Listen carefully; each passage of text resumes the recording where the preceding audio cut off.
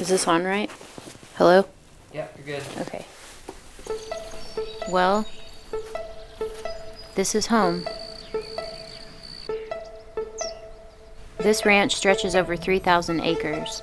33% is strictly wildlife habitat with forested canopy and thick underbrush. Another third is native grass. I've personally identified and cataloged 99 different wildflowers. We have bald eagles roosting here, deer, monarch butterflies, millions of different types of songbirds, 400 head of cattle. This ranch is family run, and we've been around here for a while. It's home to 3 generations of my family.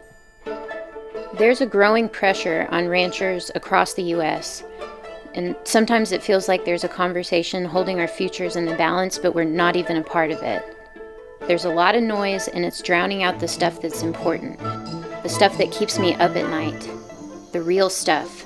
The stuff about the earth and our place in it. How can we use our land better, more efficiently? How can we be better stewards? How can the land not only sustain itself, but thrive? Our country's land is our national heritage. In order to entrust it to future generations, we've got to take care of it first. We have to take care of it now. There are a lot of perceptions about ranchers, what they look like, what they care about, how they lean and think, but there are a lot of badass ranchers like me. People who passionately hold the environment and the future at the foremost of their mind.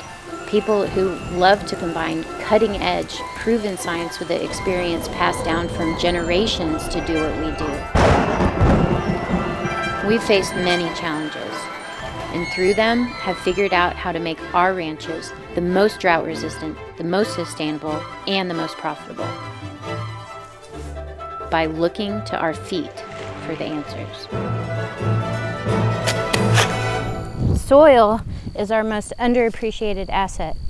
It's an essential natural resource, but with all this talk about climate change, it's hardly brought up.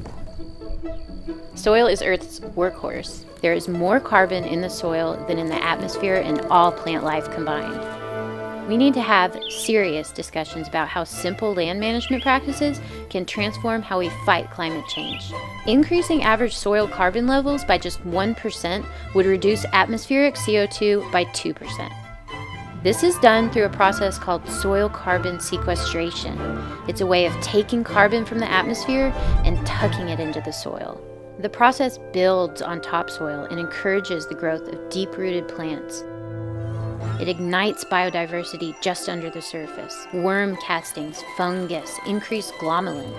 Unlike emissions from burned fossil fuels, carbon losses from soils are reversible. The soil carbon bank can be recreated.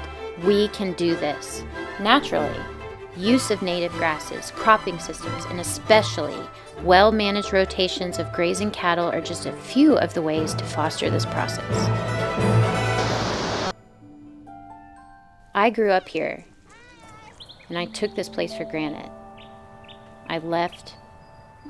I went to the University of New Mexico for a master's in landscape architecture with a focus on sustainability. Through my studies, I looked hard at the urban areas of our country, the truncation of migratory patterns, loss of habitat, erosion of soils, and the contamination of our waterways. What I saw was a complete disconnect between us and the environment. We can do better. When I came back to our ranch, I didn't just see a piece of land. I realized what's been hidden here, and it's taken hold of me. This land is an empire, teeming with biodiversity, a refuge for wildlife, a last stand against an expanding suburban sprawl. One of the biggest threats to diversity preservation in the West and how our soil absorbs carbon is the subdividing of landscape's vast open spaces. In the next 20 or so years, so much of our country's land is going to change hands. There's nothing stopping me from selling this land for a lot of money, but I won't. If this land was sold, it would turn into a rock quarry, fracked, and then subdivided into smaller parcels to be sold again and again and again. All of that nature and what's good would vanish. And that, nature, what's good, what's real, that's what ranching is about to me.